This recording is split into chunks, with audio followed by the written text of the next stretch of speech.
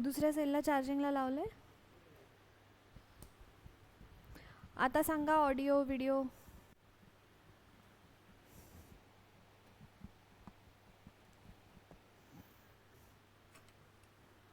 हे काल बघितलंय आपण.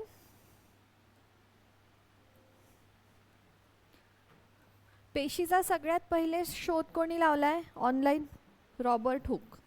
प्रश्न बघितले का PYQs? आज देणार आहे मी, कारण चॅप्टर पूर्ण झाला नव्हता म्हणून मी दिले नव्हते. त्यानंतर मला सांगा मायक्रोस्कोपचा शोध कोणी लावलाय? अरे वा, ऑनलाईन उत्तरं देत चला. सगळ्यात मोठी पेशी कोणती आहे मानवी शरीरामध्ये आणि जगातली सगळ्यात मोठी?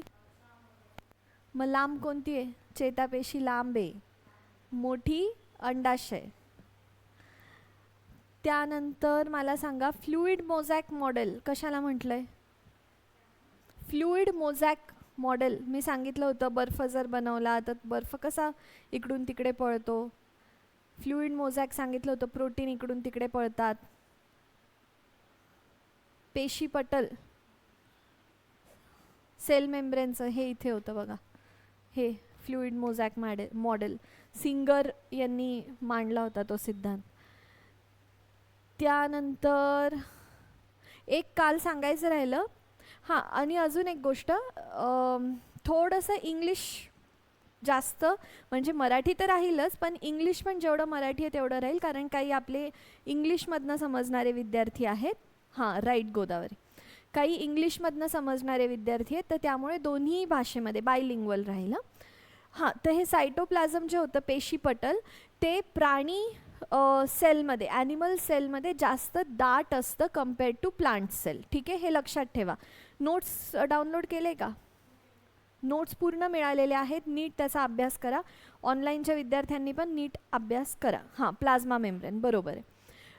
हे जे सायटोप्लाझम आहे ना, ते ॲनिमल सेलमध्ये म्हणजेच प्राणी पेशीमध्ये जास्त असतं, म्हणून मी याला इकडे जास्त ऑरेंज पण केलं आहे, जर तुम्हाला दिसत असेल तर. हे बघा, जास्त ऑरेंज केलं आहे. आणि प्लांट सेलमध्ये म्हणजे वनस्पती पेशीमध्ये सायटोप्लाझम पेशीपटल जो चिकट द्रव्य होता तो थोडा कमी असतो. ठीक आहे, हे एक लक्षात ठेवा. त्यानंतर जे काल झालं होतं ते विचारते तुम्हाला. प्रोटोप्लाझममध्ये काय काय येतं ऑनलाईन? नाही, प्रोटोप्लाझममध्ये न्यूक्लियस येतो की नाही येत? सायटोप्लाझम आणि प्रोटोप्लाझम दोन गोष्टी शिकवल्या होत्या मी. प्रोटोप्लाझममध्ये न्यूक्लियस येतं आणि सायटोप्लाझम पण येतं.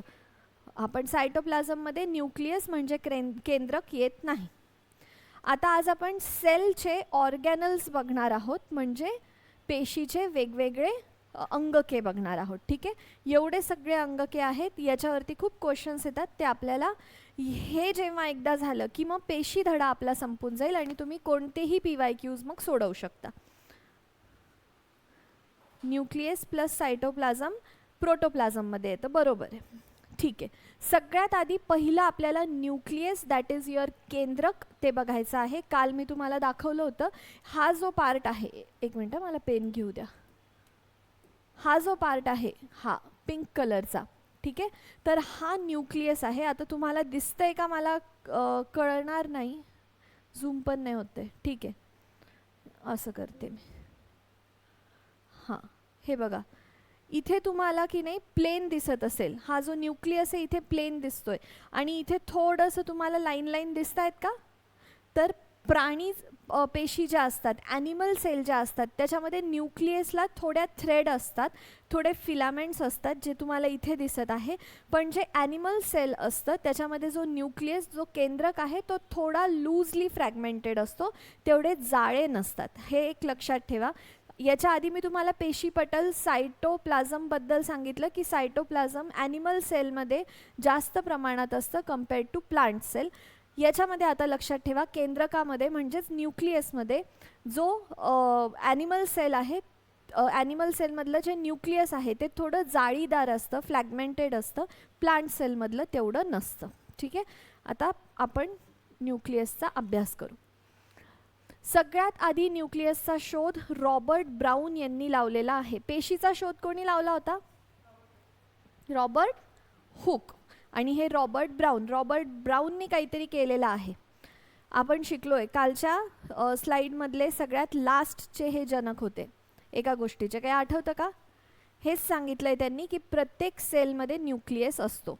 काल 4, 5, 6, 7 नंबरचा हाच होता सायंटिस्ट. आठवतंय ना?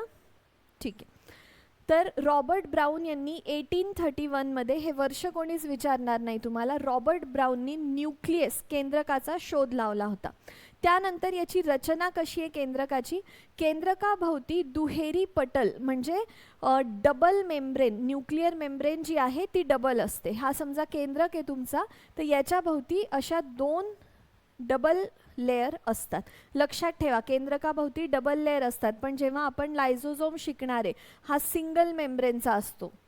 नॉर्मल तुम्ही कंपाऊंड वॉल लक्षात घ्या, एखाद्या घराला एकच कंपाऊंड वॉल असते, पण हा न्यूक्लियस असा आहे की याला 2 कंपाऊंड वॉल असतात. मेम्ब्रेन जसं म्हटलं, मराठीत पटल जसं म्हटलं, त्याचा अर्थ कंपाऊंड वॉल असं लक्षात ठेवायचं. ठीक आहे.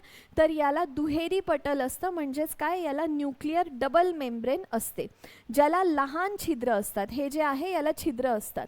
इकडे पण दिसतंय ते, जर तुम्हाला दिसत असेल तर बारीक बारीक बारीक असे छिद्र आहेत त्याला. आणि त्या छिद्रांचं काम काय आहे की पेशीद्रव्य आणि केंद्रक यांच्यामध्ये पदार्थांची देवाणघेवाण होते. आता कोणते पदार्थ? जास्त पाणी झालं, जास्त मीठ झालं, साखर झाली, काही पण जे पदार्थांची देवाणघेवाण आहे पेशीद्रव्य यांच्यामध्ये आणि न्यूक्लियसमध्ये, दोघांमध्ये देवाणघेवाण होते. कशापासून? या न्यूक्लिअर मेम्ब्रेनमुळे. न्यूक्लिअर मेम्ब्रेन डबल हेलिक्स असते, लक्षात ठेवा, डबल मेम्ब्रेन असते ती, आणि त्याला छिद्र असतात. ठीक आहे. न्यूक्लियसचं घर काय, न्यूक्लियसचं काम काय आहे? DNA आहे, आणि पेशीचं पूर्ण नियंत्रण पण जे आहे ते न्यूक्लियसमुळेच होतं. आता घटक आपण आधी बघितलं होतं की फंगस कायटिनपासून बनलेलं असतं, त्याचं सेल वॉल वगैरे सगळ्या गोष्टी आपण बघितल्या की सायटोप्लाझम कशापासून बनलेलं आहे, तसंच न्यूक्लियस कशापासून बनलेलं आहे. न्यूक्लियस हे याच्यामध्ये जे हे छोटं गुलाबी दिसतंय ना तुम्हाला, हा ॲक्च्युली केंद्रकामध्ये असणारा न्यूक्लिओलस आहे. आणि DNA जो आहे, जी आपली माहिती असते, जेनेटिक माहिती, ती ॲक्च्युली या न्यूक्लिओलसमध्येच असते. यात केंद्रक हे न्यूक्लिओलस आहे, न्यूक्लियस तर हा स्वतःच आहे, आणि क्रोमॅटिनचे जाळे असतं. हे जे जाळं आहे ना, हे क्रोमॅटिनचं जाळं आहे. मग हे ॲनिमल सेलमध्ये, प्राणी पेशीमध्ये जास्त आहे compared to plant cell. Chromatin fibres असतात. क्रोमॅटिनचे जाळे हे DNA आणि प्रथिनांचे बनलेले असतात. हा क्वेश्चन येतो, लक्षात ठेवा. प्रथिन म्हणजे प्रोटीन्स आणि DNAचं हे जे क्रोमॅटिनचं फायबर आहे, क्रोमॅटिनचं जाळं आहे, ते बनलेलं असतं, ज्यावर जनुके म्हणजेच आपले जीन्स. आपण म्हणतो ना याच्या जीन्समध्येच आहे उद्धटपणा, याच्या जीन्समध्येच आहे, तर तो जीन म्हणजे तुम्ही डायरेक्ट या सेलबद्दल बोलत आहात, एवढं सायंटिफिक बोलत आहात. जनुके म्हणजे जीन्स असतात. ठीक आहे. कार्य काय आहे पेशीचं? आपले जीन्स साठवून ठेवणं. तर हे एक त्याचं म्हणजे अनवॉलेंटरी, त्याला करायचं नसताना पण DNA जे ते त्याच्यामध्ये असतात. पण सगळ्यात महत्त्वाचं आहे पेशीच्या सर्व चयापचय म्हणजे मेटॅबॉलिझम, सगळं मेटॅबॉलिझम, पेशीला घडवणं, पेशीला मारणं, नवीन पेशी तयार करणं, ह्या सगळ्या गोष्टी न्यूक्लियसच्या हातामध्ये, केंद्रकाच्या हातामध्ये असतात. म्हणजेच काय, पेशीवरती ज्या कोणत्या क्रिया होत आहेत त्या न्यूक्लियसमुळेच होत आहे, असा क्वेश्चन येऊ शकतो. पेशीचं विभाजन करणं म्हणजे समजा आता एखादी नवीन बाळ बनणार आहे समजा, तर आधी काही नसतं, फक्त शुक्राणू असतो, पण त्या शुक्राणूपासून पेशी बनतात, मायटोसिस होतं, मिओसिस होतं, ते शिकणार आहे आपण पुढे काय असतं म्हणून. एक समजा सेल असतो, त्या सेलपासून 2 सेल बनतात, 3 सेल बनतात. हे सगळं बनणं, पेशीपासून पूर्ण छोटं म्हणजे मोठं नाही, बाळ बनणं, हे कशावरती अवलंबून असतं? तर ते न्यूक्लियसवरती असतं. त्यानंतर जे हॅमरलिंग आहे हे, यांनी सिद्ध केलं की केंद्रक हे पेशीचे नियंत्रण करते. जे आत्तापर्यंत सांगितलं ना मी की केंद्रकाचं काम काय आहे? पेशीचं नियंत्रण करणं, पेशीचं विभाजन करणं, विभाजन म्हणजेच सेल डिव्हिजन करणं, या सगळ्या गोष्टी न्यूक्लियस करतं, हे हॅमरलिंग यांनी सांगितलेलं आहे. वर्ष कोणी विचारणार नाही. नाही तर तुम्ही म्हणाल मॅम पेशीचा शोध 1831मध्ये लागला, लगेच 100 वर्ष आहेत मध्ये, पण वर्ष काही पाठ करायचे नाही, हे मला सांगायचं. कळालं न्यूक्लियसबद्दल? काही डाऊट आहे न्यूक्लियसमध्ये? ठीक आहे, फर्स्ट झालं. आता लायझोझोम्स म्हणजे मराठीमध्ये लैकारिका, त्याचा आपल्याला अभ्यास करायचा आहे. लैकारिका या एकपदरी असतात आणि न्यूक्लियस डुएल असतात, डबल असतात.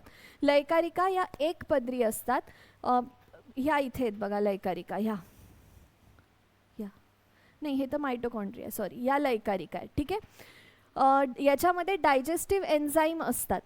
डायजेस्टिव्ह एन्झाईम म्हणजे काय? जे पण आपण काही केलेलं आहे एक्स्ट्रा गोष्ट, जी जेवणाचं डायजेशन नाही बरं का, जेवणाचं डायजेशन पोटामध्ये असतं, बाईल सॉल्ट वगैरे, पण सेलला जपून राहण्यासाठी ज्या कोणत्या गोष्टी असतात, जसं अमायनो ॲसिड खूप झाले किंवा जास्त सॉल्ट झालं, जास्त ग्लुकोज झालं, जास्त लिपिड्स झाले, ट्रान्स फॅट झाले, या गोष्टी जर सेलमध्ये जास्त झाल्या तर हे डायजेस्टिव्ह एन्झाईम कोणते कोणते? अमायलेज, प्रोटीनेज आणि लायपेज, हे त्यांना उत्सर्जन करतात. एक्स्ट्रा गोष्टी ज्या झाल्या त्याला बाहेर काढून टाकतात. ठीक आहे, संकल्पनेचं नाव कोणी दिलं? लैकारिका हा शब्द यांनी दिलेला आहे, पण ह्यांना ह्याच्यापेक्षा डी डुए हे तुम्हाला पेपरमध्ये जास्त येतं. डी डुए म्हणून मी इथे पण लिहिलेलं आहे. आता याचं कार्य काय आहे? या 3-4 पॉईंटवरती प्रत्येक वेळेस क्वेश्चन आलेला आहे. डिमॉलिशन स्क्वॉड्स यांना म्हटलं जातं, मराठीमध्ये उद्ध्वस्त करणारी पथके. जे मी तुम्हाला सांगितलं ना, अननेसेसरी गोष्टी हे बाहेर उत्सर्जन करतात, तर ते उत्सर्जन करता करता कधी कधी लायझोझोम स्वतः सेल्सलाच खाऊन घेतात. म्हणजे एखादा चांगला सेल मारून टाकायचं काम पण हे लायझोझोम्स करतात, म्हणून त्यांना डिमॉलिशन स्क्वॉड्स असं म्हणतात किंवा सुसाईड बॅग्स पण म्हणतात. दोघांचे एक्सप्लेनेशन काय आहे बघा. जुनी अंगके आणि टाकाऊ पदार्थांचे पचन करून पेशी स्वच्छ ठेवतात त्या, एवढं त्याचं काम आहे, म्हणून त्यांना डिमॉलिशन स्क्वॉड सांगतात. समजा कधी कधी मायटोकॉन्ड्रियाज खराब झाला किंवा न्यूक्लियस नाही पण समजा कधी रायबोझोम्स खराब झाले, तर हे काय करतं? त्या अंगकांना बाहेर पाडून देतं. कोण? लैकारिका. आणि टाकाऊ पदार्थही बाहेर टाकतात. पण या सुसाईड बॅग, सुसाईड म्हणजे ही गोष्ट चांगली होती, डिमॉलिशन, एखाद्या गोष्टीचं डिमॉलिशन करणं चांगलं आहे, पण सुसाईड काय आहे? निगेटिव्ह शब्द आहे, आत्मघाती पण आहेत त्या. फॉर एक्झाम्पल, जेव्हा पेशी जुनी किंवा खराब होते तेव्हा लैकारिका फुटून जातात आणि त्या स्वतःच पेशीचं पचन करतात, म्हणजे अख्खी पेशी ही लैकारिका खाऊन टाकते, म्हणून त्यांना आत्मघाती म्हणून आपण म्हणतो. याच गोष्टीला ऑटोलायसिस असं म्हणतात. ऑटो म्हणजे काय? स्वतःहून करणं, आणि लायसिस म्हणजे काय? पचवणं. त्यानंतर बेडकाचा म्हणजे टॅडपोल जो असतो तो बेडूक बनतो की नाही, तर त्यावेळेला त्याची जी शेपूट असते ते शेपूट खाऊन घ्यायचं काम पण हे लायझोझोम्स करतात. म्हणजे लायझोझोम हे काही ना काही खातात. जर पेशी अंगिका खराब झाल्या असतील, सेलमधले ऑर्गॅनल्स खराब झाले असतील, तर लायझोझोम्सच खातात. एखादी अनावश्यक गोष्ट सेलमध्ये आली असेल, जास्त झाली असेल, लायझोझोम त्याला खाऊन घेतं. मग ते कधी कधी काय करतं? पेशी थोडी जरी खराब झाली, थोडं जरी तुम्हाला एखादं इन्फेक्शन झालं, तर हे डायरेक्ट फुटून जातात आणि सेललाच खाऊन घेतात. ठीक आहे, खराब सेलला तर खातातच, पण थोडा जरी तो खराब झाला असेल तर त्याला खातात. म्हणून क्वेश्चन येतो खालच्यापैकी कोणाला सुसाईड बॅग्स असं म्हणतात. मग ऑप्शन येतं लायझोझोम, न्यूक्लियस, मायटोकॉन्ड्रिया असं येतं. तर लायझोझोम लक्षात ठेवा, मराठीत लैकारिका. ठीक आहे, शिवकन्या, आत्तापर्यंत आपण न्यूक्लियस शिकलो. न्यूक्लियस काल पण मी सांगितलं होतं, याच्यामध्ये जीन्स असतात. आज सांगितलं तुम्हाला नव्याने की पेशीचं पूर्ण जे चयापचन आहे म्हणजे मेटाबॉलिझम आहे, एका पेशीपासून 2 पेशी बनतात, 3 कितीही पेशी बनतात, सेल डिव्हिजन होतं, ते हे न्यूक्लियसच करतं. पेशीला पूर्णपणे रेग्युलेट हा न्यूक्लियस केंद्रक करतो. म्हणजे घरातलं जे फादर फिगर आहे, कोणाला काय पुरवायचं, कोणाला काय लागत आहे, आता याला गावाला जायचं तर याला एक्स्ट्रा काहीतरी घेऊन द्यायचं, या सगळ्या गोष्टी या सेलमधला जर वडीलधारी फिगर कोणी असेल तर ती न्यूक्लियस आहे. ठीक आहे, त्यानंतर आहे लैकारिका. लैकारिका तुम्ही ऐकलं की लैकारिकामध्ये डायजेस्टिव्ह एन्झाईम म्हणजे पचन करण्याचे काही एन्झाईम असतात. ते कोणते कोणते आहे त्याच्यावर क्वेश्चन येतो. अमायलेज, प्रोटीनेज आणि लायपेज. सगळ्यांच्या लास्टला एज आहे असं लक्षात ठेवा, कसं तरी ठेवा, पण हे नेहमी लक्षात ठेवा, डायजेस्टिव्ह एन्झाईम असतात अमायलेज, प्रोटीनेज आणि लायपेज. हेच काय करतात, जी पण गोष्ट अतिरिक्त झाली आपल्या शरीरामध्ये ती बाहेर काढून टाकायचं, हे 3 एन्झाईम काम करतात. हे बाकी कशातच नसतात, न्यूक्लियसमध्ये नाही मिळणार, मायटोकॉन्ड्रियात नाही मिळणार, कारण त्यांचं सगळ्यांचं काम फंक्शन वेगळं आहे. मायटोकॉन्ड्रियाचं काम हे नाही आहे जास्त झालेल्या गोष्टी बाहेर काढायचं किंवा सेल डिव्हिजन करणं, न्यूक्लियसचं तिकडे काम होतं. मायटोकॉन्ड्रियाचं आता आपण शिकू. पचन करण्याचं काम याचं आहे, जास्त झालेली गोष्ट बाहेर काढणं किंवा कधी कधी सेलच मारून टाकणं, सेल पूर्णपणे खाऊन घेणं लायझोझोम करतं. न्यूक्लियस आणि लायझोझोम दोन्ही कळालेलं आहे? काही डाऊट्स आहेत न्यूक्लियस आणि लायझोझोममध्ये? काही पण प्रश्न आहे? कळालं आहे का? लायझोझोम नाही कळालं. हे बघा, आपण हे पेशी अंगके बघत आहोत, ठीक आहे. अंगके काय आहेत? हे सगळे आतमध्ये जे आहे, काल आपण काय शिकलो होतो, हे जे डार्क ग्रीन आहे हे काय? पेशी भित्तिका म्हणजेच सेल वॉल. त्याच्या आतमध्ये हे जे व्हाईटिश कलरचं होतं ते सेल मेम्ब्रेन. हे चिकट द्रव्य शिकलो होतो आपण काल, सायटोप्लाझम, ठीक आहे. इथे पण हा जो आहे हा सायटोप्लाझम आहे. आज मी सांगितलं की प्राणी पेशीमध्ये सायटोप्लाझम जास्त असतो कम्पेअर्ड टू प्लांट पेशी. वनस्पती पेशीमध्ये कमी असतो सायटोप्लाझम. मग मी तुम्हाला काल सांगितलं होतं या चिकट द्रव्यामध्येच पेशीचे वेगवेगळे अंगके ठेवलेली आहेत, ठीक आहे. मग त्या अंगकांचा आज आपण अभ्यास करत आहोत. त्याच्यातला पहिला आपण न्यूक्लियस बघितला, केंद्रक बघितला, तो कळाला आहे तुम्हाला. दुसरा आपण बघितला लायझोझोम. अंगकच आहे, जसं आपल्या शरीरामध्ये पण आपण अनावश्यक गोष्टी बाहेर काढतो, तसंच पेशीमधल्या अनावश्यक गोष्टी बाहेर काढायचं काम लायझोझोम करतं. जसं आपण जेवण करतो, जे जेवण आपल्याला लागतं त्याचं रक्त बनतं, आपल्याला ऊर्जा येते, जे नाही लागत त्याचं आपण उत्सर्जन करून टाकतो. तसंच पेशीमध्ये ज्या गोष्टी लागत नाही त्याचं उत्सर्जन करायचं काम लयकारिका करतात. मग आता त्या कशाच्या माध्यमातून करतात? आपल्या शरीरामध्ये जेवण पचवण्यासाठी बाईल सॉल्ट आहे, पिवळ्या कलरचं असतं. कधी कधी बघा आपल्याला जर ॲसिडिटी झाली तर पिवळी उलटी होते. कशामुळे होते? ते जे बाईल्स आहे आपलं तेच बाहेर येऊन जातं. किंवा मग कोरोनामध्ये म्हणायचे रामदेव बाबा की आपल्याला वॅक्सिन घ्यायची गरज नाही, आपल्या शरीरामध्येच ॲसिड आहे जे जेवण पचवतं आपलं. आठवतं का? कोरोनामध्ये रामदेव बाबा म्हटले होते तसं. ते आपल्या शरीरामध्ये जेवण पचवायच्या गोष्टी आहे. तसंच या पेशीमध्ये कोणतीही गोष्ट, साखर म्हणा, पाणी म्हणा, पाणी तर पचावं नाही लागत, पण एक्स्ट्रा झालेलं मीठ म्हणा, कोणत्याही गोष्टी आपल्या पेशीमध्ये जर आल्या तर त्याला पचवायचं काम हे 3 लोक करतात, अमायलेज, प्रोटीनेज आणि लायपेज, ठीक आहे. हे 3 जण करतात. मग काय होतं, ज्या गोष्टी लागत आहेत त्या आपण वापरून घेतल्या, ज्या नाही लागत आहे त्या आपण पेशीच्या बाहेर, हे लायझोझोम पेशीच्या बाहेर काढतात. मग ते इतके जास्त ॲक्टिव्ह होऊन जातात. समजा मी तुम्हाला म्हटलं आज मी तुमच्या घरी येणार आहे, तुम्ही घर आवरून ठेवा, तर तुम्ही नॉर्मल घर आवरलं ठीक आहे, पण तुम्ही डायरेक्ट घासून भिंती घासू लागल्या, कलर काढून टाकू लागले. कधी कधी हे इतकं जास्त काम करतात की अनावश्यक गोष्टी बाहेर काढायच्या नादात ते सेललाच मारून टाकतात. कळालं? तुम्ही इतकं घर साफ करताय की कलर निघाला, आतली पुट्टी निघाली, सगळं निघालं, भिंतीही घासून टाकू लागल्या, भिंतही नाही उरली, म्हणजे पूर्ण घराचं डिस्ट्रक्शन झालं. तसेच हे पण काय करतात, नको त्या गोष्टी बाहेर तर काढतात, पण कधी कधी आत्मघाती स्वतःलाच मारून टाकायचं काम करतात. आता कळाले लायझोझोम्स, लयकारिका? तरी नसेल कळालं तरी पुन्हा सांगते मी, ठीक आहे. ऑनलाईन नाही कळालं तर सांगा. 2 गोष्टी झाल्या. आता अनावश्यक गोष्टी लायझोझोम बाहेर काढतं, पण जी गोष्ट लागत आहे, ज्यानी पेशी जिवंत राहते, ते काम मायटोकॉन्ड्रिया करतं. जर तुम्हाला कधी विचारलं पॉवर हाऊस ऑफ सेल कोण आहे, सेलमधलं, पेशीमधला पॉवर हाऊस कोण आहे, तर उत्तर मायटोकॉन्ड्रिया राहील. मायटोकॉन्ड्रिया म्हणजेच तंतू कणिका. हे पेशीचे ऊर्जा केंद्र आहे. जेव्हाही आपण जेवण करतो, आणि मी तुम्हाला 6वी 7वीत शिकवलं होतं की जे झाड असतं ते फोटोसिंथेसिस करतं, फोटोसिंथेसिसपासून स्वतःचं जेवण बनवतं. तसंच जेव्हा आपण जेवण करतो आणि ज्या कोणत्या आपल्याला गरजू गोष्टी आहेत त्याच्यापासून आपल्या पेशीला चयापचन तिचं करणं आणि पूर्ण मेटाबॉलिझम करून त्याला पॉवर देणं मायटोकॉन्ड्रिया काम करतं. याला दुहेरी आवरण असतं. अजून कोणाला पाहिलं होतं आपण दुहेरी आवरण? न्यूक्लियसला पाहिलं होतं, ठीक आहे. तसंच याला पण दुहेरी आवरण आहे. लायझोझोमला सिंगल, ते तुम्हाला मी रिपीट करताना सांगितलं नाही. जे केंद्रक असतं त्याला दुहेरी आवरण असतं, डबल मेम्ब्रेन असतं त्याला. आवरण म्हणजे काय? हे हे दिसतंय ना, हे गुलाबी आहे आणि हे डार्क गुलाबी दिसतंय ना, असे 2 आवरण असतात न्यूक्लियसला. आणि जे लायझोसोम्स असतात त्यांना सिंगल आवरण असतं. ठीक आहे.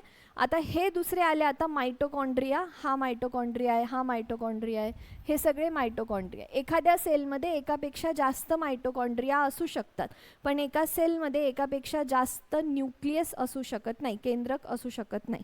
मायटोकॉन्ड्रिया कितीही असू शकतात, एकापेक्षा खूप जास्त असू शकतात.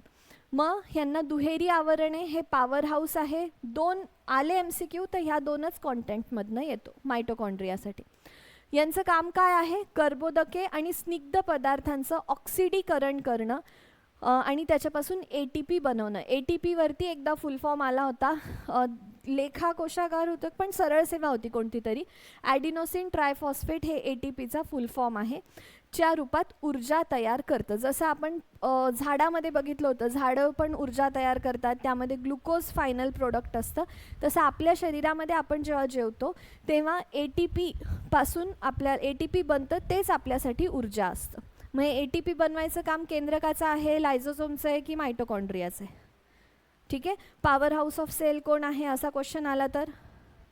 आणि आत्मघाती पिशव्या, सुसाईड बॅग्स कोण आहे? हां. आणि चयापचन किंवा मेटाबॉलिझम कोण करतं पेशीचं? न्यूक्लियस. ठीक आहे. हेच क्वेश्चन्स येतात, आज बघाल पण तुम्ही. आता 4 नंबरवरती लवके म्हणजे प्लास्टिड्स बघायचे आहेत आपल्याला. लवक्यांचं काम काय आहे? कोणाकोणात असतं? सगळ्यात आधी वनस्पती पेशीमध्ये असतात हे, बाकी आपल्या पेशीमध्ये नसतात, वनस्पतीमध्ये असतात. आता त्यांच्या कामावरनंच कळेल तुम्हाला की ते का फक्त वनस्पतीमध्ये असतात. यांना दुहेरी आवरण असतं. आता दुहेरी 3 लोकांना शिकलो आपण. कोण कोण आहेत ते? मायटोकॉन्ड्रिया म्हणजे तंतू, हां, आणि याला, ठीक आहे, लवक्यांना दुहेरी आवरण असतं. आता यांचे 3 प्रकार असतात, प्लास्टिड्सचे 3 प्रकार असतात. सगळ्यात पहिला आहे ल्युकोप्लास्ट, त्याला आपण अवर्णी लवके असं म्हणतो. त्यानंतर क्रोमोप्लास्ट, वर्णी लवके, त्याच्या नावातूनच आता तुम्हाला नेहमी लक्षात राहील असं सांगते मी. आणि त्यानंतर हरित लवके. हे वर्णी आहे ना, वर्णी हा शब्द म्हणजे कलर. ठीक आहे. मग अवर्णी म्हणजे नो कलर, यांच्यात कोणताच कलर नसतो. वर्णी म्हणजे काय? मग कलर असेल. आणि हरित लवके म्हणजे यांचा कलरच हिरवा असेल. ठीक आहे. आता आपण शिकलो होतो ज्यांच्यामध्ये 6वी-7वीत शिकलो होतो, ज्या वनस्पतींमध्ये क्लोरोप्लास्ट असतो, फक्त तेच वनस्पती प्रकाश संश्लेषण म्हणजे फोटोसिंथेसिस करू शकतात. आता कळते प्लास्टिड्स आपल्यात का नसतात? कारण आपल्याला प्रकाश संश्लेषण फोटोसिंथेसिस करायचंच नसतं. पण काही झाडं असतात ते हिरवे नसतात, जांभळे असतात. जसं ते कोणतं तरी एक जांभळं असं पानांचं झाड नसतं का, असं त्याला फूल वगैरे काही नाही आहेत, शोचं असतं फक्त. किंवा कोणते कोणते पिंक कलरचे असतात, एक्सेट्राचे झाडं असतात, ते त्यांच्यामध्ये क्लोरोप्लास्ट नसतं पण क्रोमोप्लास्ट असतं. म्हणजे काय? वर्णी लवके असतात. आणि काही काही ज्यांच्यामध्ये काहीच नसतं, मग अर्थात त्या प्रकाश संश्लेषण करणार नाही, तर मग हे काय करतील? दुसऱ्यांवरती अवलंबून असतात जेवणासाठी. मग आता काय? रंगहीन असतात ह्या.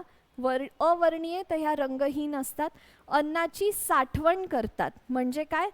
पिष्टमय पदार्थ, प्रथिने एक्सेट्रा हे बनवू शकत नाही, म्हणून ते काहीतरी किडा खाऊन काहीतरी करून ते साठवण करून ठेवतील. ठीक आहे.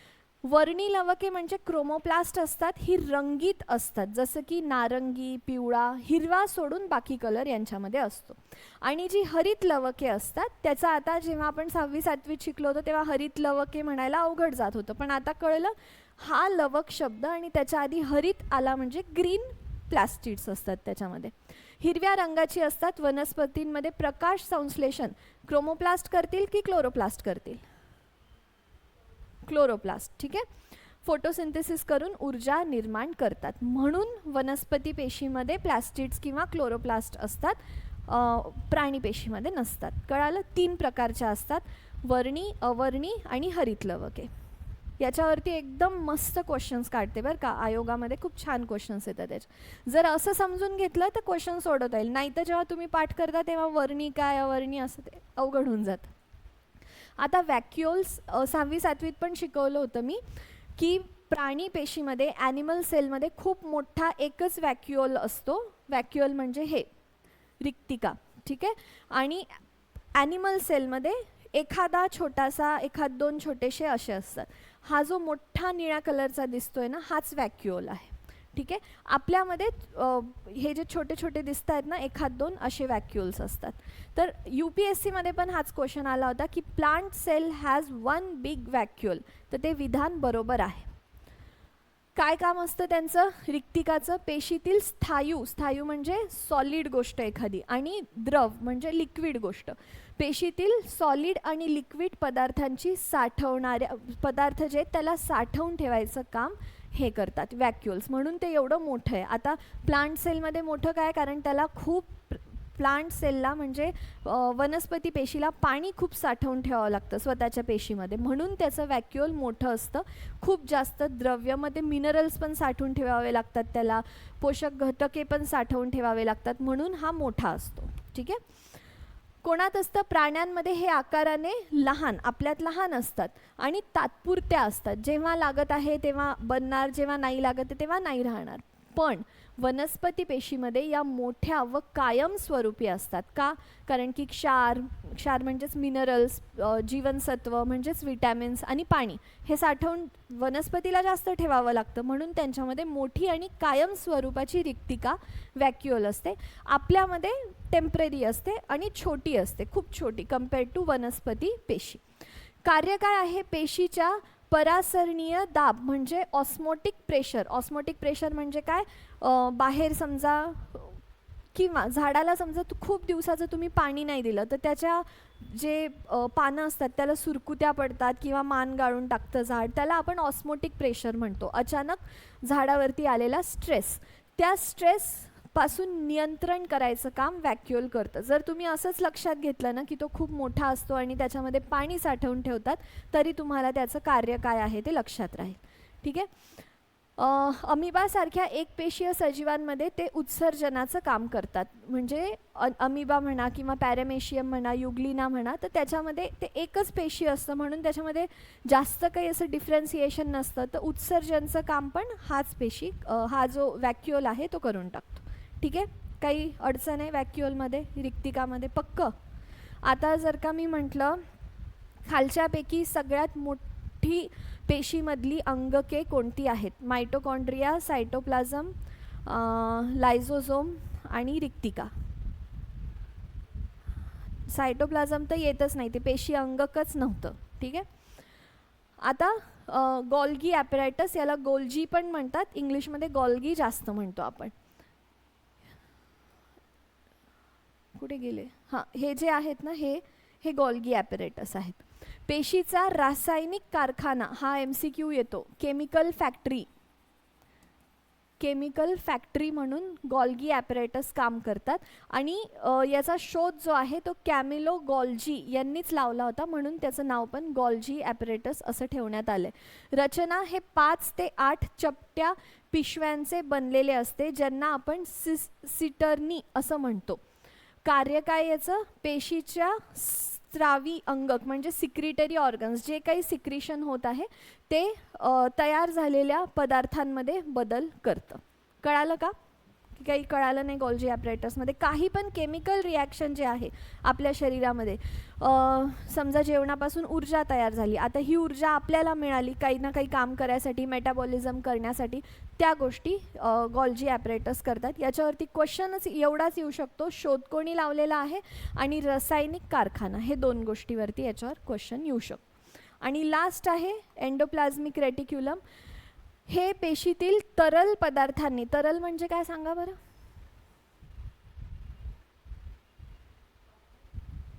बरोबर, एकमेकांना जोडलेल्या निळ्या आणि पिवळ्या रंगाचे जाळे असते. हे इकडे आहेत, हे दिसत आहेत का?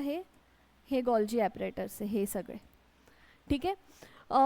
त्यानंतर याचा शोध कोणी लावला होता? महत्त्वाचा आहे, पोर्टर यांनी लावला होता. लक्षात नसेल तर आजकाल ते पोर्टर आलेलं आहे ना, इकडून तिकडे वस्तू पाठवता येते, माहिती आहे का? ओलासारखं पोर्टर, तसं लक्षात ठेवा. त्याचा पण सिम्बॉल निळ्या कलरचाच असतो आणि हे पण निळ्या रंगाचे असतात, असं लक्षात ठेवा.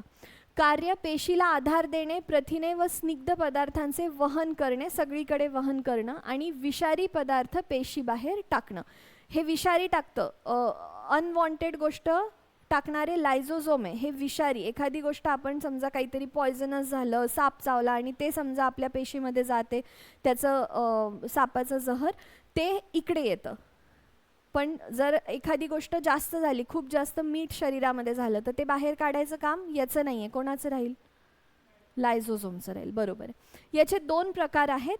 एक आहे रफ एंडोप्लाझ्मिक रेटिक्युलम म्हणजे खडबडीत, आणि दुसरं आहे smooth endoplasmic reticulum, that is गुळगुळीत असतात.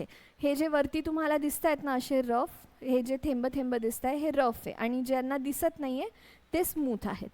रफचं काम काय आहे? ते रफ कशामुळे असतात? कारण त्याच्यावरती प्रोटीनचे थेंब थेंब असतात असे, म्हणून ते ॲक्च्युली रफ असतात. एंडोप्लाझ्मिक रेटिक्युलम जे आहे ते दोन प्रकारचे असतात, म्हणजे अंतर्द्रव्य जालिका ज्या आहेत त्या दोन प्रकारच्या असतात. एक असते खडबडीत. खडबडीत कशामुळे असते? कारण की त्यांच्या वर हे जे असं जाळं आहे ना यांचं, याच्यावर असे प्रोटीन्स असतात, म्हणून ते रफ असतात. प्रोटीन सिंथेसिस करण्यासाठी याचा शोध पेलार्ड यांनी लावला होता, की बाबा काही असे एंडोप्लाझ्मिक रेटिक्युलम आहे ज्याच्यावरती प्रोटीन आहे, याचा शोध यांनी लावला होता. आणि जे गुळगुळीत असतात त्यांच्यावरती रायबोझोम नसतात.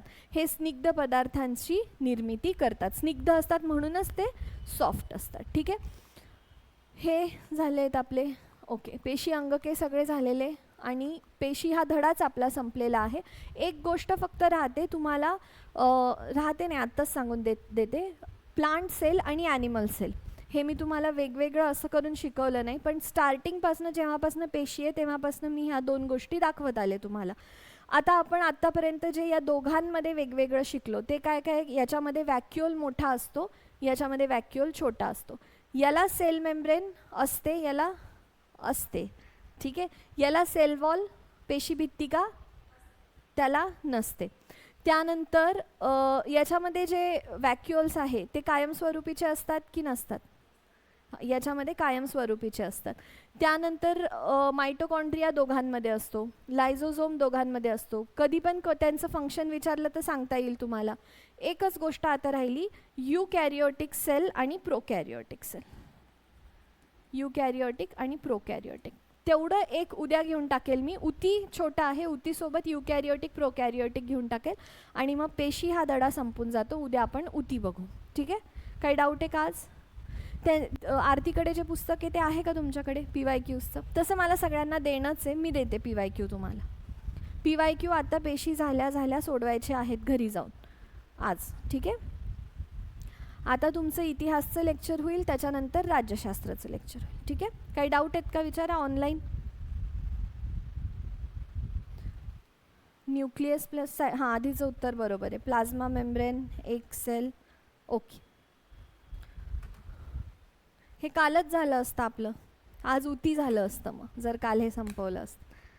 काल मला म्हटले तुम्ही लोक बस करा, आणि सरांनी तर 2 तास लेक्चर घेतले.